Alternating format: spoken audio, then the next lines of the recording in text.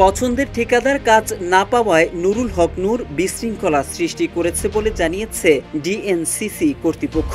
ঢাকা উত্তর সিটি কর্পোরেশনের নগর ভবনের সামনে গণ অধিকার পরিষদের সভাপতি এই বিশৃঙ্খলা করছেন বলে এক বিজ্ঞপ্তিতে জানিয়েছে ডিএনসিসির জনসংযোগ কর্মকর্তা ফারজানা ববি।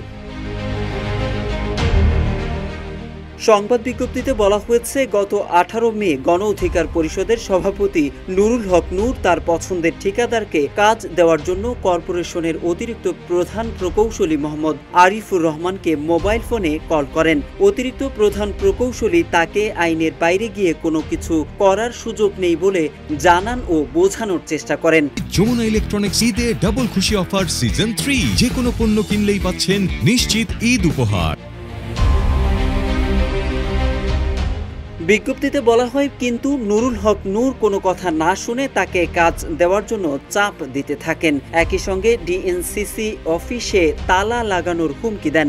এরই পরিপ্রেক্ষিতে 20 মে বিকেলে নগর ভবনের সামনে কিছু লোক নিয়ে গণ অধিকার পরিষদের ব্যানারে বিশৃঙ্খলা সৃষ্টি করে। বিজ্ঞপ্তিতে ডিএনসিসি প্রশাসকের বিরুদ্ধে স্লোগান এবং প্রতিষ্ঠানটির স্বাভাবিক কার্যক্রম ব্যাহত হওয়ার কথাও বলা হয়েছে।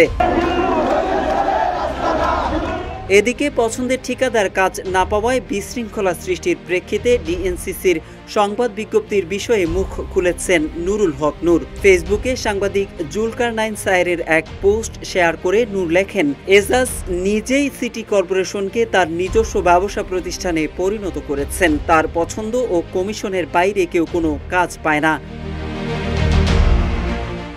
গণ অধিকার পরিষদের এই শীর্ষ নেতা আরও লেখেন, তারপরও তারা কিন্তু সে অভিযোগে তার পদত্যাগ চাননি। তারা নিষিদ্ধ ঘোষিত হিজবুত তাহরির পৃষ্ঠপোষক ও জঙ্গিবাদের কার্যক্রমে যুক্ত হওয়ায় তার পদত্যাগ চেয়েছেন। সে জবাব না দিয়ে সিটি কর্পোরেশনের কর্মকর্তাকে দিয়ে নাটক করাচ্ছে বলেও দাবি করেন নুরুল হক নূর।